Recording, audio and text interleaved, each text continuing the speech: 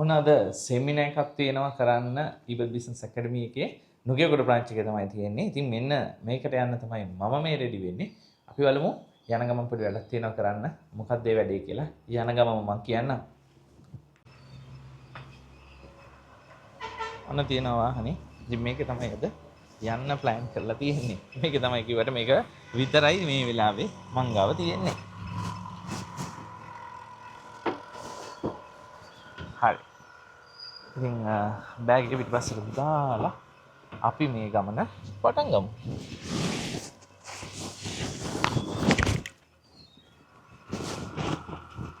Bag එක දැම්මා. ඉතින් රෝලර් ඩෝ එකක් නැති තඩි ගේට්ටුවක් තියෙන හින්දා මේකත් අරින්න වෙනවා.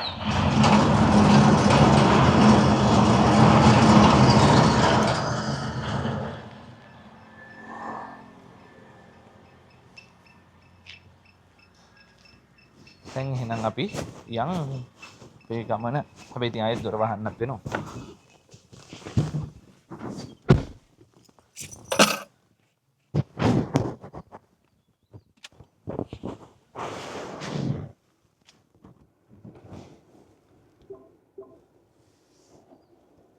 හරි. ඉතින් මේකේ අද charge නෑ. පෙට්‍රල් විතරයි තියෙන්නේ. ඉතින් උදේම අපි මේක charge කරගමු. මොකද මට time එක තියෙනවා 10ට තමයි seminar එක පටන් ගන්න තියෙන්නේ. ඉතින් ෂීට් බෙල්ට් මොකුත් දාන්න නැතුව තමයි ගන්න වෙන්නේ. මොකද මම ආයෙ බහැලා ගේට් එක වහන්න ඕනනේ. මෙන්න මේ ඉඩමදි හින්දා මේ ගේ ඊටාම ඉක්මනින් මාරු කරන්නයි මං හිතාගෙන ඉන්නේ. මොකද හරිම කරදරයි වාහනේ එළියට ගන්න ගියාම.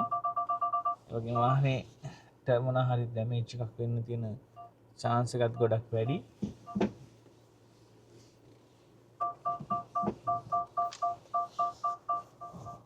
පේනවනේ. හරිම දරුණු විදිහට තමයි ඉඩ තියෙන්නේ. හරි. පාකින් දැම්මා. දැන් ගේට් එක වහලා යමු.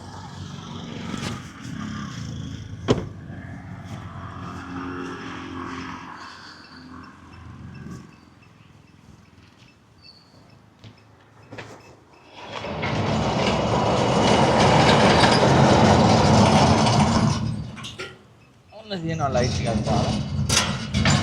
වෙන කාටවත් නම් තාම ගන්න බෑ. හරිම අමාරුවෙන් ගන්නෙ.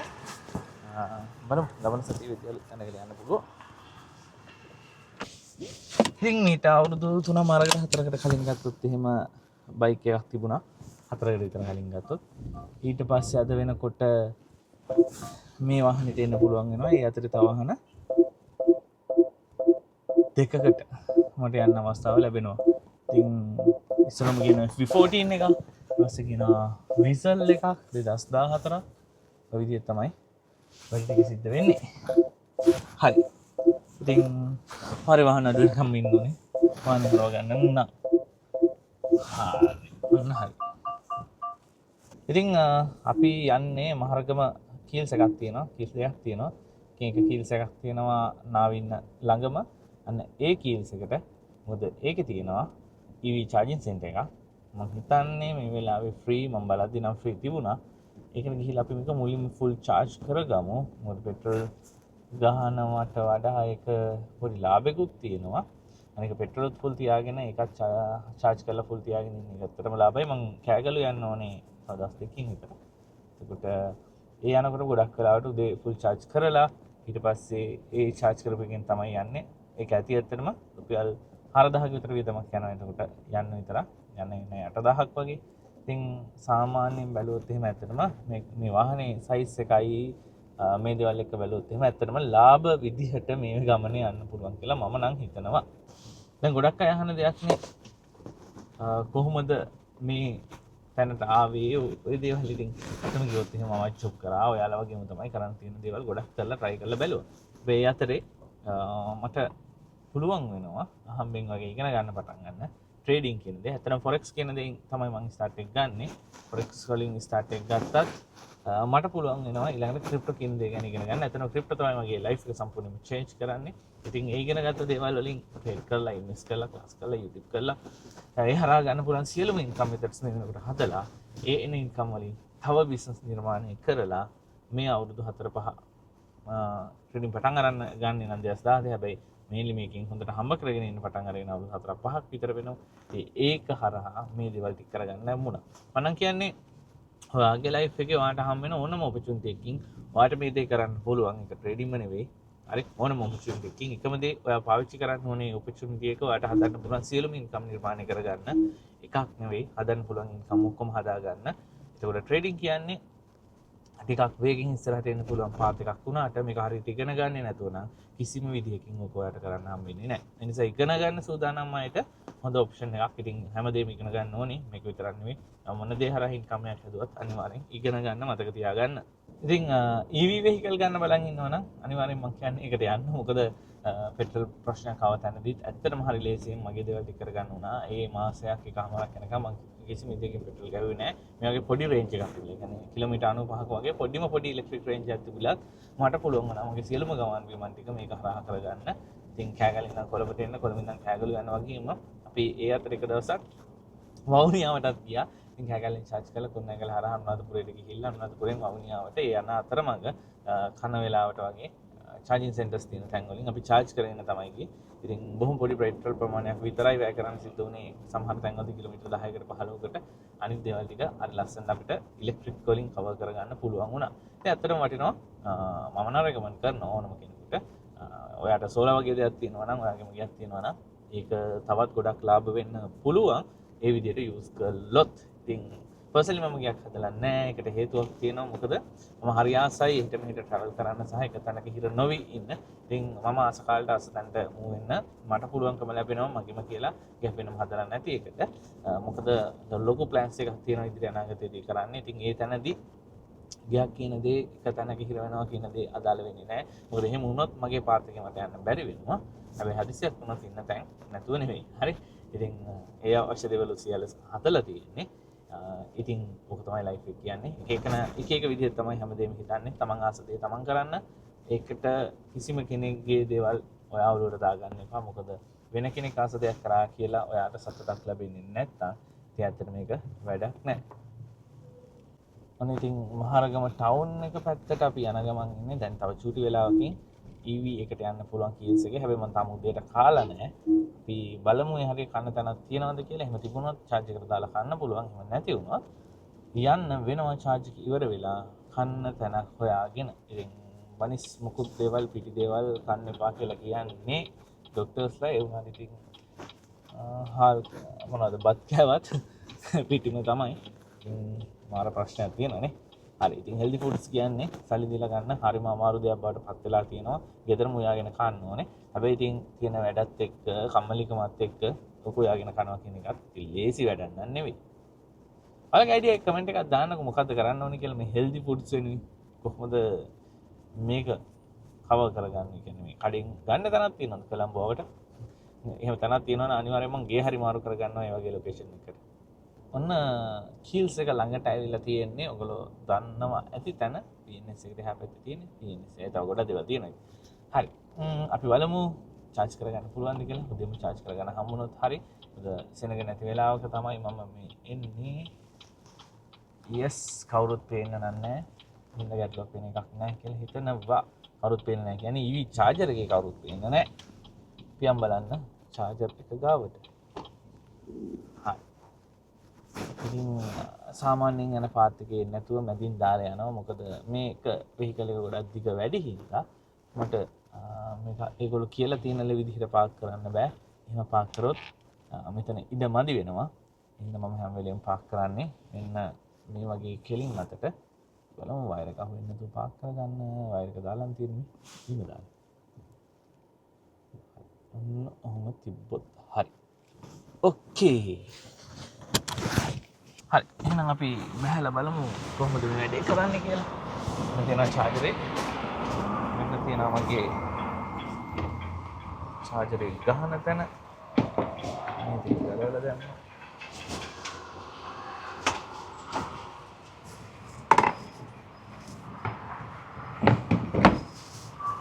මම දාන්න ඕනේ.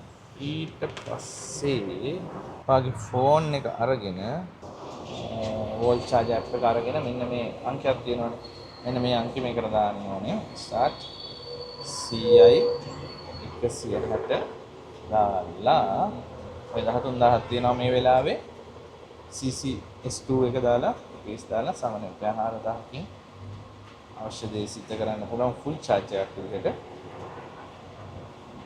මොකකට 5000ම දානවා ලේසිනේ දාලා ස්ටාර්ට් වෙන්න තියෙනවා චුටි වෙලාවක් යනවා මේක කනෙක්ට් වෙන්න ඊට පස්සේ charge වෙන පටන් ගන්න ඉතින් සමන විනාඩි 55ක් වගේ ටයිම් එකක් යනවා මේ සම්පූර්ණයෙන්ම charge වෙන එක පටන් ගන්න ඉතින් තාම නෑ මේක මේ ඉනිෂියේෂන් කියන ලෙවල් එකෙන් පස්සේ තමයි charge වෙන්නේ නැත්නම් මේ hand shaking කියන ලෙවල් එකේ සමහර විට error එකක් එන්න පුළුවන් ඔන්න ඔය සද්දෙත් එක්ක වැඩ පටන් ගන්නවා වාහනේට ගිහිල්ලා බැලුවොත් අපිට බලා ගන්න පුළුවන් තව චුට්ටකින් මේකේ පෙන්වන්න පටන් ගන්නවා දැන් ප්ලග් කරලා කියලා විතරයි පෙන්වන්නේ charge වෙන්න පටන් ගන්න එක පෙන්වන්න ගන්නවා ඔන්න වැඩ ටික සිද්ධ වෙන ගමන් තියෙන්නේ තාම මෙතන පෙන්වන්න ගත්තේ නැහැ ඔන්න හරි connecting please wait 125ක් තියෙනවා ඒක අඩු වෙන්නෙම නැහැ ඔය 125 අනිවාර්යයෙන්ම තියාගෙන තමයි BYD එක හැම වෙලෙම රන් වෙන්නේ ඉතින් කිලෝවොට් 40කින් charge වෙන පටන් ගන්නවා ස්පීඩ් එක ස්ටාර්ට් එකේදී හැබැයි අන්තිම වෙනකොට මේක කිලෝවොට් ප්‍රමාණය ගොඩක් අඩු වෙනවා කිලෝවොට් 9ට විතර අඩු වෙනවා මම දැකලා තියෙනවා ඉතින් විනාඩි 53ක් යනවා කියනවා ෆුල් charge කරන්න ඉතින් මේ විනාඩි 53 ඔයාලට ඕනනම් එළියට ගිහිල්ලා කාලබිල් එන්න පුළුවන් හැබැයි එන්ජින් එක ස්ටාර්ට් නොකර AC එක දාගෙන වාහනේ ඉන්න ඔප්ෂන්ස් තියෙන හින්දා ඇත්තට මේක හරි ලේසි වැඩක් මේ වෙනකොට හරි එහෙනම් ඉතින් අපි charge වුණාට පස්සේ බලමු ඊළඟට කොහෙටද යන්නේ කියලා ඔන්න AC දාගෙන මේ ෆෝන් එක ඔබ හිටියා 92ක් charge වෙලා තියෙනවා ඉක්මනටම හැබැයි තව විනාඩි 13ක් යනවා මං කිව්වා වගේ අර NN ස්පීඩ් එක අඩු වෙනවා charge වෙන එකේ ඉතින් අඩු වෙලා හිමීට තමයි ඊටු ටික charge වෙන්නේ ඉතින් අපි තව විනාඩි 10ක් 12ක් ඉන්න වෙනවා මේ වැටි කර වෙනකම් දැන් නම් කට්ටිය ඇවිල්ලා කීල්ස් එකටත් ඇවිල්ලා ඉන්නේ මං තාම උදේට කෑවේ නෑ මං හිතන්නේ මෙතනින් වැඩ ටික ඉවර කරගෙන ගිහිල්ලාම කනවා මොකද කීල්ස් එකේ මං හිතන්නේ ලොකු දෙයක් කන්න නැති වෙයි කොකටත් ඒ පැත්තට ඔලුව දාලා එන්න බලමු ඔන්න 100 charge වෙලා ඉවරයි මේක charging complete කියලා වැටෙනවා දැන් යන්න තියෙන්නේ මේක ගලවලා දාලා ඉතින් අපේ ලෙක්චර් අමිත කෝල් කරා එයා බ්‍රාන්ච් එකට ආවා කියලා ඒකක් හරි බොණ්ඩයන් කියලා කිව්වා. ඉතින් කාලත් නැති හින්දා ඒකක් නෙමෙයි. කණ්ඩම ගියා නම් හොඳයි කියලා හිතනවා. ඉතින් මම ඉන්න ගම යෝගට් මිල්ක් එක බිව් එක තමයි වෙ තිබ්බේ දොරේ. බ්‍රාන්ච් එක තියෙන හරියට විජේරාම හන්දියේ. එතන ගිහිල්ලා පාක් කරලා අපි බලමු. මොනවද අපිට තව කරන්න තියෙන්නේ කියලා. එහෙනම් විජේරාම ගමු. බයි. හුලනොත් ටිකක් අඩුයි වගේ පෙන්නවා උදේ නම් හැබැයි චුට්ටක් රත් වෙනකොට ආයෙ වැඩි වෙනවා දැන් ඉදත් කිව්වමට මේකට නයිට්‍රජන් ගහන්න කියලා හැබැයි ඉතින් මතක් වුණේ නැහැ නේ වැඩේ කරගන්න අදවත් කරන්න ඕනේ සෙමිනාර් එක ඉවර වෙලා ටිකක් ෆ්‍රී තියෙනවා ඒ වෙලාවේ වැඩේ කරා නම් හරි දැන් ඔය එන ගමන් මම දැක්කා මෙතන ස්පෙෂල් පොලිස් යුනිට් එකක් දාලා චෙක් කරනවා මම හිතන්නේ මොකක් හරි ප්‍රශ්නයක් වෙන්නේ නැති ඉතින් අපි බලමු දැන් ඔය වගේ දේවල් වෙන එක නම් ඇත්තටම හොඳයි. මොකද අනවශ්‍ය ප්‍රශ්න ගොඩක් ලංකාවේ තියෙනවා. ඉතින් අඩු වෙන්න ඕනේනේ. හරි. ඉතින් මේක මගේ පළවෙනි vlog එක. එතකොට මේ vlog එක ගැන මට කිසිම අයිඩියා එකක් නැහැ. මම නිකන් ගෙදරින් එළියට ආපු ගමන් ඒ කරන්න ආපු ගමන ගැන තමයි ඔයාලත් එක්ක මේ ෂෙයා කරගත්තේ. ඉතින් බලමු. හරි. ඉතින් හොඳයි නම් දිගටම vlogs ටිකක් අරන් එන්න plan එකක් තියෙනවා day to day life එක. මොකද මම mainly crypto වලින් තමයි මේ හැමදේම කරන්නේ. ඉතින් crypto traveler කෙනෙක් විදිහට crypto වලින් earn කරලා travel කරන කෙනෙක් විදිහට mainly මට ඔයාලට මේ දේවල් කරන්නේ කොහොමද මම කරේ කොහොමද කියන දේවල් කියාගෙන යන්න පුළුවන්. ඒක ඔයාලට උදව්වක් වෙයි කියලා හිතනවා දවසක. හරි. ඉතින් මම විජේරාමෙන් ළඟ ඉන්නේ. අපි බලමු අපේ ඔෆිස් එක කොතනද තියෙන්නේ කියලා. ඉතින් ඔන්න ඔය building එකක් තියෙන්නේ. ට්‍රේවිල් එකක් තියෙන තැන. මෙතන උඩ Mitsubishi logo එක තියෙනවා. අන්න ඒකේ උඩ තට්ටුව තමයි The Business Academy අපේ විජේරාම ප්‍රැක්ටිකල් බ්‍රාන්ච් එක තියෙන්නේ. මම ඉතින් වාහනේ මෙන්න මෙතන තමයි පාක් කරන්න හිතාගෙන ඉන්නේ. මම හරවගෙන නම් ඉස්සරහින් ඇවිල්ලා අපි බලමු කොහොමද අපේ ඔෆිස් එක පැත්ත කියලා. හරි. ඔන්න වාහනේ පාක් කරා ඔක්කොම ඉවරයි. දැන් බෑග් එක අරගෙන යමු. ඔෆිස් එක පැත්තට. මේ බෑග් එකේ තියෙනවා මගේ vlogging කැමරාවේ box එක තියෙනවා ලැප් එක තියෙනවා ටැබ් එක තියෙනවා මම හිතන්නේ පොතකුත් තියෙනවද කොහෙද හරි ලොක් කරා අපි ගියා.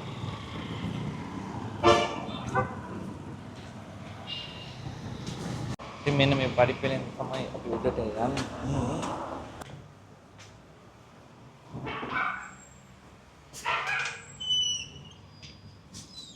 Hello good morning.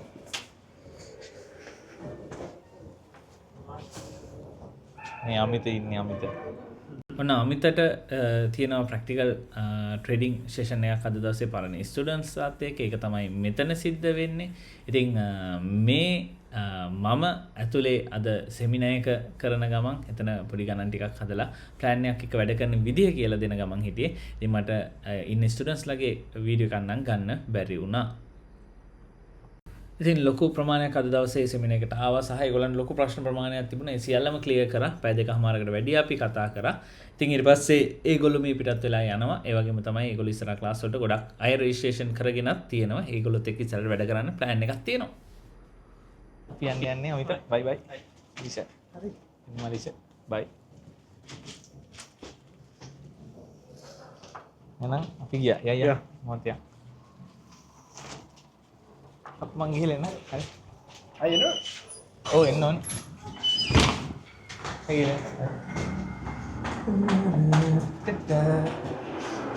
කාසෙල් එකට යන්න. අපි යනවා මමන්තට කාර් එකක් ගන්න. විසල් එකක් ගේන්න. අයියා විසල් එකක් ගන්න. 350 දෙනවා. 350 දෙනවා. හරි.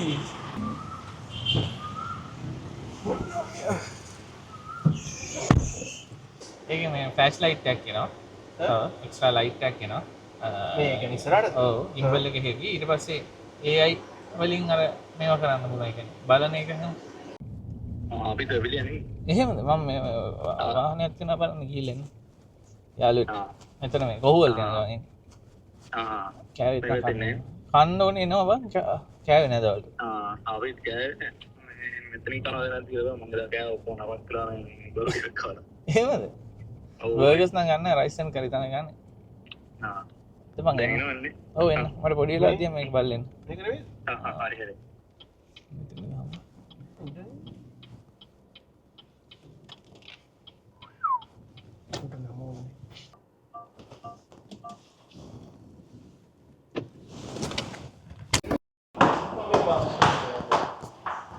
මේ කොහෙකද මාළ මේක?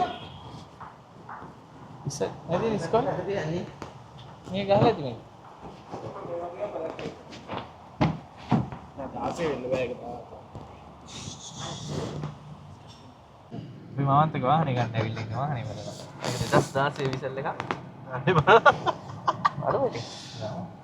අර කොහෙද කොල්කන් කිව්වා ඉස්සෙල්ලා හෝමාගම? මවුන්ට් ක්ලිපර්. මවුන්ට්? මවුන්ට් ක්ලිපර් නැත්නම් CJ ගාඩන් පිරියම්ද? අපි කන්න ඇවිල්ලා ඉන්නේ.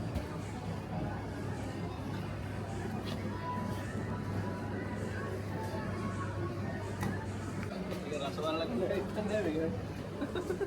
හාල බලවයිනේ. හරි මගේ එහෙමනේ තියෙන්නේ.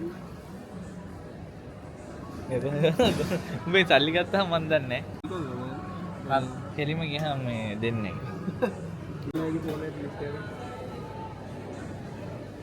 ඕකේ දෙන්නට ඕන ගන්න දේවල්.